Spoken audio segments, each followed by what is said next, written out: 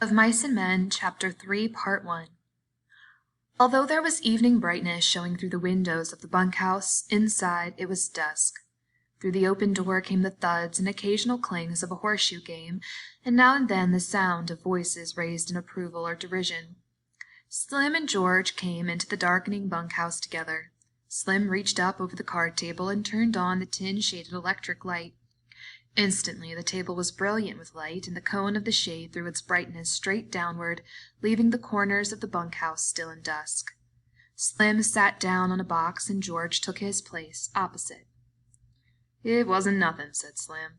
"I would have had to drown most of 'em anyways. No need to thank me about that." George said, "It wasn't much to you, maybe, but it was a hell of a lot to him. Jesus Christ, I don't know how we're going to get him to sleep in here. He'll want to sleep right out in the barn with 'em. We'll have trouble keeping him from getting right in the box with them pups." "Oh, it wasn't nothing," Slim repeated. "Say, you sure was right about him. Maybe he ain't bright, but I never seen such a worker. He damn near killed his partner, Bucking Barley. There ain't nobody can keep up with him. God Almighty, I never seen such a strong guy."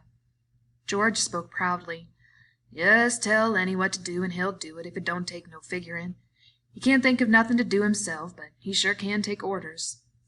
There was a clang of horseshoes on iron stake outside and a little cheer of voices. Slim moved back slightly so the light was not on his face. "Funny how you and him string along together." It was Slim's calm invitation to confidence. "Well, what's funny about it?"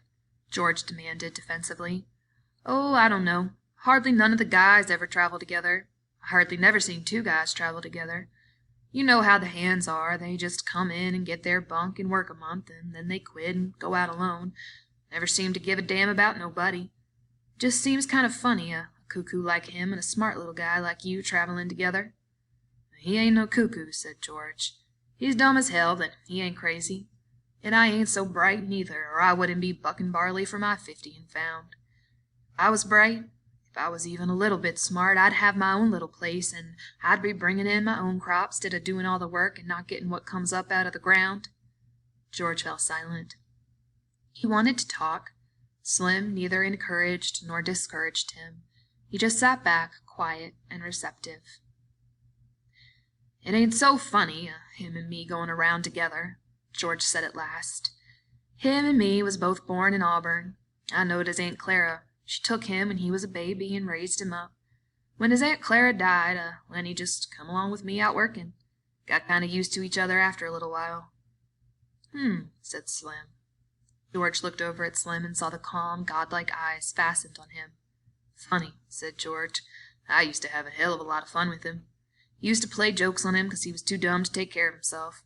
But he was too dumb even to know he had a joke played on him. I had fun. Made me seem goddamn smart alongside of him. Why, he'd do any damn thing I told him. If I told him to walk over a cliff, over he'd go. That wasn't so damn much fun after a while. He never got mad about it neither. I've beat the hell out of him, and he could have bust every bone in my body just with his hands, but he never lifted a finger against me." George's voice was taking on the tone of confession. "Tell you what made me stop that. One day a bunch of guys was standing around up on the Sacramento River. I was feeling pretty smart. I turns to Lenny and says, 'Jump in,' and he jumps. Couldn't swim a stroke. He damn near drowned before we could get him. He was so damn nice to me for pulling him out. Clean forgot I told him to jump in. Well, I ain't done nothing like that no more." "Well, he's a nice fella," said Slim. "I don't need no sense to be a nice fella. Seems to me sometimes it just works the other way around. Take a real smart guy, and he ain't hardly ever a nice fella." George stacked the scattered cards and began to lay out his solitaire hand. The shoes thudded on the ground outside. At the windows, the light of the evening still made the window squares bright. "I ain't got no people," George said. "I seen the guys that go around on the ranches alone. That ain't no good. They don't have no fun, and after a long time they get mean. They get wanting to fight all the time." "Yeah, they get mean," Slim agreed. "They get so they don't want to talk to nobody." "Course Lenny's a goddamn nuisance most of the time," said George, "but you get used to going around with the guy and you can't get rid of him." "Well, he ain't mean," said Slim. "I can see that Lenny ain't a bit mean. Course he ain't mean. But he gets in trouble all the time because he's so goddamn dumb. Like what happened in Weed." He stopped. stopped in the middle of turning over a card. He looked alarmed and peered over at Slim. "You wouldn't tell nobody?" "What'd he do in weed?" Slim asked calmly. "You wouldn't tell?" "No, of course you wouldn't." "What'd he do in weed?" Slim asked again. "Well, he seen this girl in a red dress. Dumb bastard like he is, he wants to touch everything he likes, just wants to feel it, so he reaches out to feel this red dress, and the girl's let out a squawk. And that gets Lenny all mixed up, and he holds on, 'cause that's the only thing he could think to do. Well, this girl squawks and squawks. I was just a little bit off, and I heard all the yelling, so I comes running. And by that time, Lenny's so scared all he can think to do is just hold on. I socked him over the head with a fence picket to make him let go. He was so scared he couldn't let go of that dress, and he's so goddamn strong, you know." Slim's eyes were level and unwinking.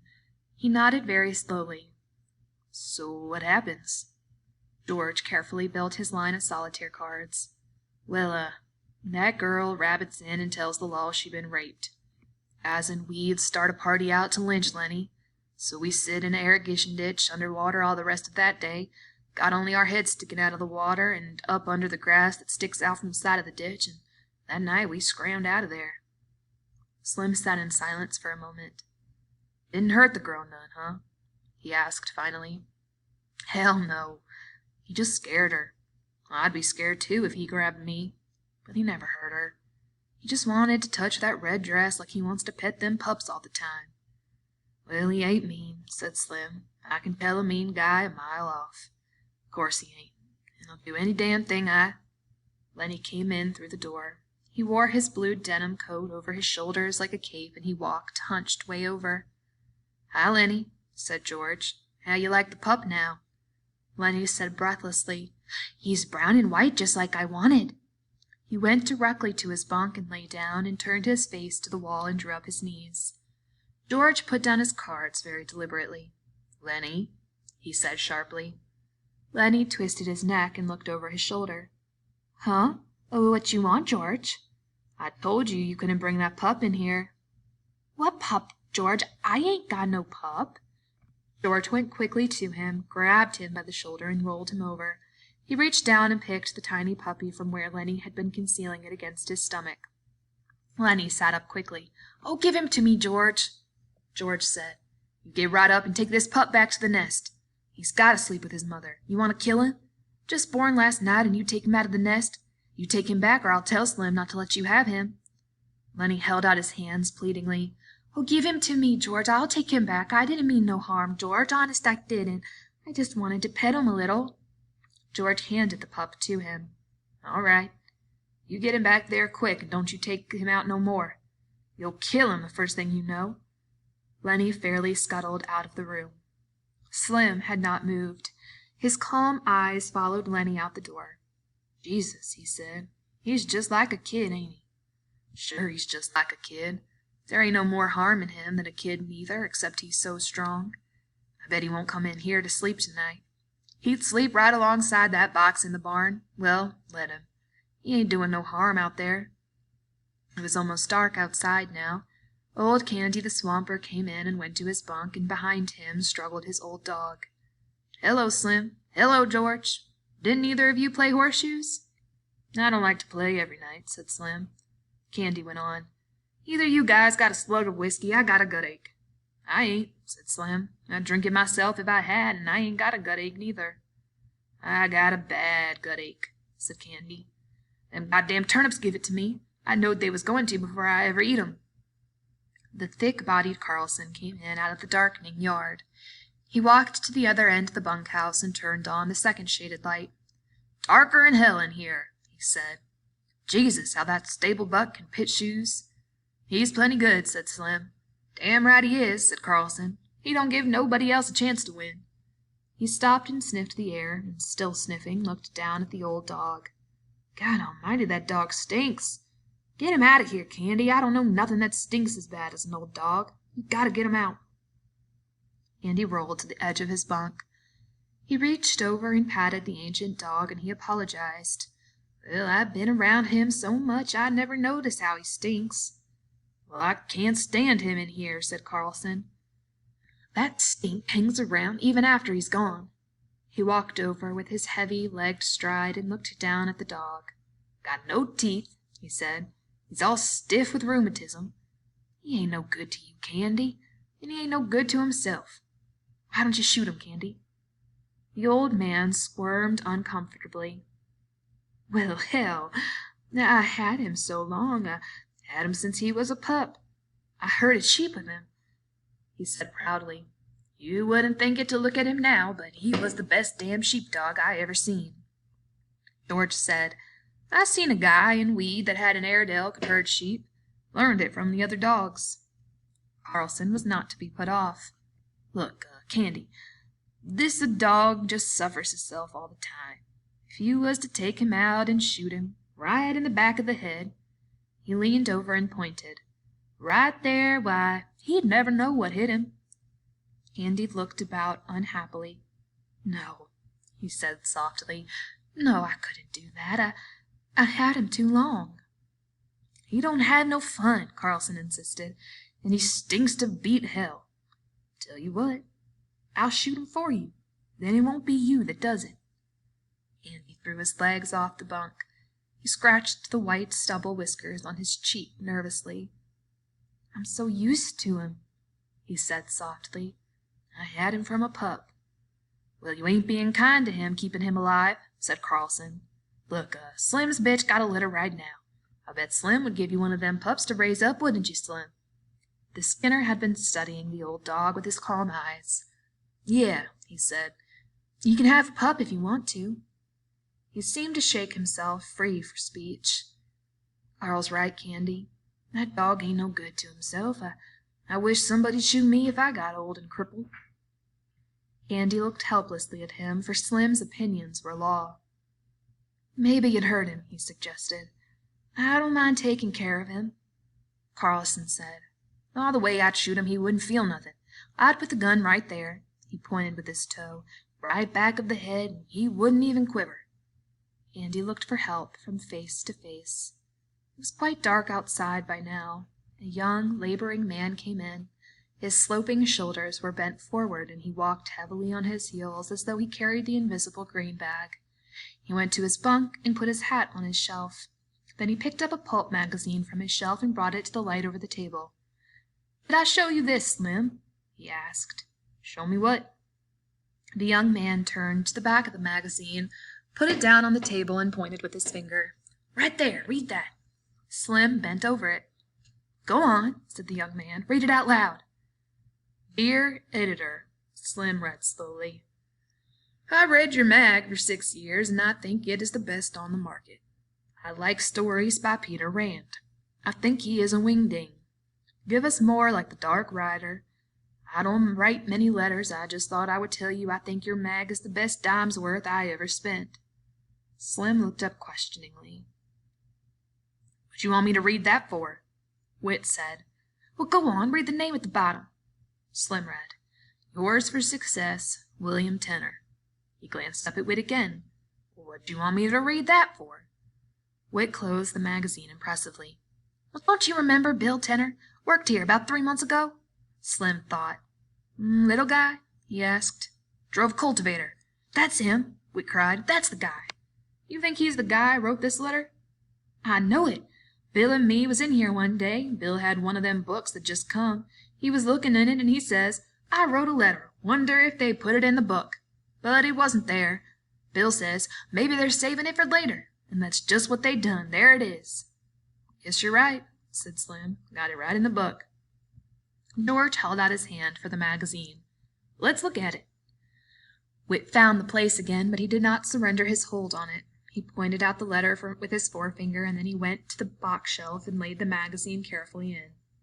"I wonder if Bill's seen it," he said. "Bill and me worked in that patch of field peas. Run cultivators, both of us. Bill was a hell of a nice fellow." During the conversation, Carlson had refused to be drawn in. He continued to look down at the old dog. Candy watched him uneasily. At last, Carlson said, "If you want me to, I'll put the old devil out of his misery right now and get it over with. Ain't nothing left for him.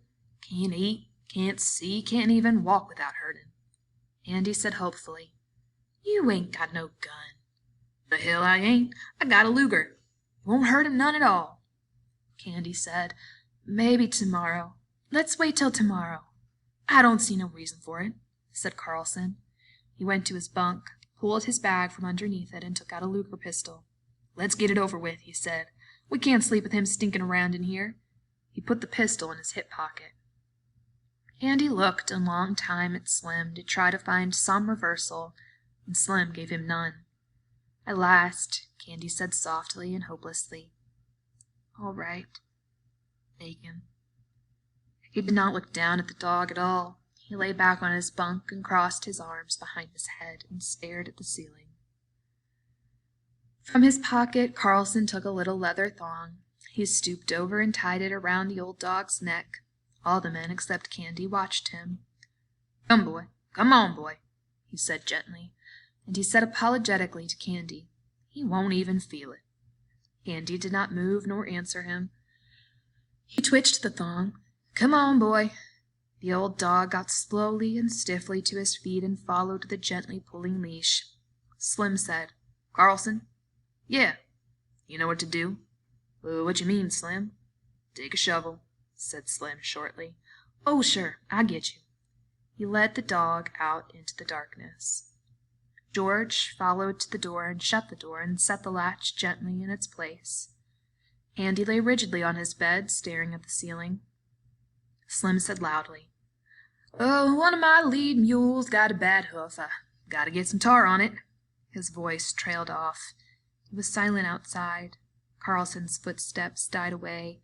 The silence came into the room, and the silence lasted. George chuckled. "I bet Lenny's right out there in the barn with his pup. He won't want to come in here no more now that he's got a pup." Slim said, "Candy, you can have any of them pups you want." Candy did not answer. The silence fell on the room again. It came out of the night and invaded the room. George said, "Anybody like to play a little euchre?" "I'll play out a few with you," said Whit. They took places opposite each other at the table under the light, but George did not shuffle the cards. He rippled the edge of the deck nervously, and the little snapping noise drew the eyes of all the men in the room so that he stopped doing it. The silence fell on the room again. A minute passed, and another minute. Candy lay still, staring at the ceiling. Slim gazed at him for a moment and then looked down at his hands. He subdued one hand with the other and held it down. There came a little gnawing sound from under the floor, and all the men looked down toward it gratefully. Only Candy continued to stare at the ceiling. "Sounds like there was a rat under there," said George. "We ought to get a trap down there." Whit broke out, "What the hell is taking him so long? Lay out some cards, why don't you? We ain't going to get no euchre played this way." George brought the cards together tightly and studied the backs of them. The silence was in the room again. A shot sounded in the distance. The men looked quickly at the old man, every head turned toward him. For a moment he continued to stare at the ceiling. Then he rolled slowly over, faced the wall, and lay silent.